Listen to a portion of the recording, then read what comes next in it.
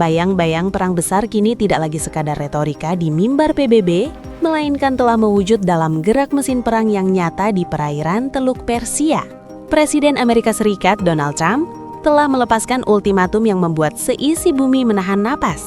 Pesannya jelas, jika jalur diplomasi nuklir menemui jalan buntu, maka hal-hal buruk akan segera terjadi. Ini adalah taktik tekanan maksimum yang dibawa ke level yang belum pernah terlihat sebelumnya. Sebuah gertakan yang memaksa setiap negara adidaya untuk memilih posisi mereka di papan catur geopolitik yang kian membara. Namun di balik kepulan asap ketegangan ini, sebuah pertanyaan besar menggantung di langit Teheran. Sejauh mana Iran bisa bertahan?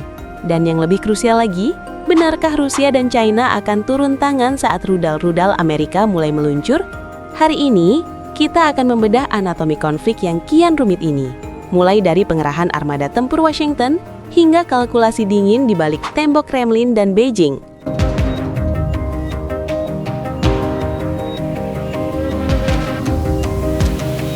Mari kita lihat apa yang sedang bergerak di lautan. Kelompok serang kapal induk USS Abraham Lincoln, sebuah simbol supremasi laut kelas Nimitz, telah diperintahkan untuk memutus jalur operasinya di Indo-Pasifik dan beralih ke wilayah Komando Pusat Amerika atau CENTOM. Data dari Marine Traffic menunjukkan, raksasa ini telah melintasi Selat Malaka, melewati perairan utara Sumatera, menuju garis depan.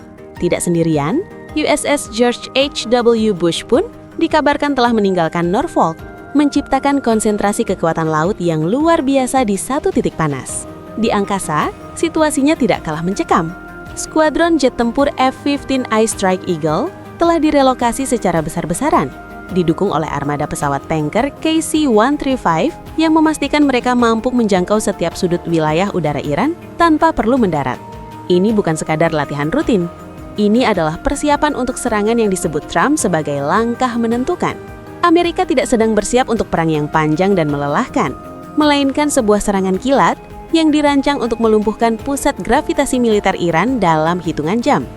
Namun, Teheran pada tahun 2026 bukanlah Teheran yang bisa diremehkan. Belajar dari kejatuhan rezim-rezim di Timur Tengah sebelumnya, Iran telah membangun apa yang mereka sebut sebagai perisai udara berlapis. Di tengah gertakan militer ini, mata dunia tertuju pada Beijing. China memang merupakan mitra strategis utama Iran dan importir minyak terbesar dari Teheran. Namun benarkah China akan mengirim pasukannya untuk berperang melawan Amerika demi Iran? Para analis kebijakan senior cenderung meragukan hal itu. Bagi Beijing, prioritas utama bukanlah kelangsungan rezim di Teheran, melainkan keamanan pasokan energi. China adalah pemain yang sangat terukur. Langkah nyata mereka diprediksi akan tetap berada di jalur diplomasi dan bantuan non-tempur. Beijing mungkin akan mengecam Amerika sebagai pelanggar hukum internasional, namun mereka tidak akan mempertaruhkan hubungan dagang raksasa mereka dengan Barat hanya demi konfrontasi militer langsung.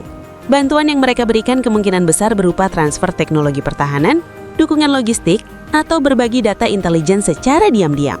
Seperti mendaratnya 16 pesawat kargo militer Y-20 di Iran baru-baru ini.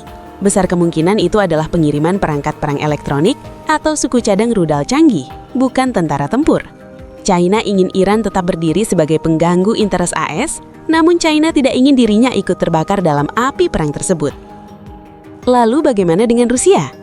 Moskow, melalui juru bicara Kremlin Dmitry Peskov, mengambil posisi yang tampak tenang namun penuh kewaspadaan. Bagi Rusia, Timur Tengah adalah palagan penting, namun mereka sudah sangat terikat dengan konflik di Ukraina. Rusia memposisikan diri sebagai pihak yang mengupayakan deeskalasi, memperingatkan bahwa serangan ke Iran akan menjadi bencana internasional yang memicu efek domino. Moskow menyadari bahwa Iran adalah mitra kunci dalam arsitektur keamanan mereka untuk membendung pengaruh NATO di selatan. Namun Rusia juga tidak ingin terjebak dalam perang besar lainnya yang bisa menguras sumber daya mereka. Rusia lebih suka bermain di area abu-abu, memberikan dukungan sistem rudal tercanggih dan keahlian teknis agar Iran mampu memberikan perlawanan yang mahal bagi Amerika. Bagi Kremlin, selama Iran bisa menahan Amerika tanpa melibatkan militer Rusia secara langsung, itu adalah kemenangan strategis. Mereka ingin Washington tetap sibuk dan terkuras di Timur Tengah, sehingga tekanan terhadap Rusia di Eropa Timur bisa sedikit berkurang.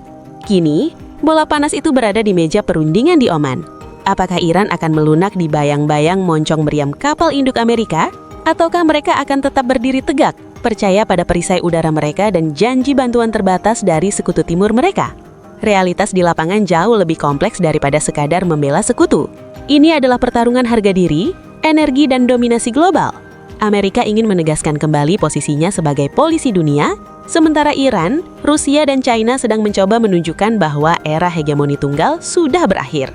Namun satu hal yang harus diingat, dalam perang modern antara negara-negara adidaya, tidak ada pemenang yang benar-benar utuh. Yang ada hanyalah kehancuran yang dibagi rata. Dunia sedang menunggu. Apakah akal sehat akan menang di Oman? Ataukah ego para pemimpin akan menyeret kita ke dalam konflik paling berdarah di abad ini? Satu yang pasti, di Teluk Persia saat ini angin tidak lagi membawa bau salut laut, melainkan bau mesiu yang siap meledak kapan saja. Bagaimana menurut Anda? Apakah dukungan terbatas dari Rusia dan China sudah cukup bagi Iran untuk menahan ambisi Donald Trump? Ataukah Amerika kali ini benar-benar tidak akan bisa dihentikan? Tuliskan analisis tajam Anda di kolom komentar.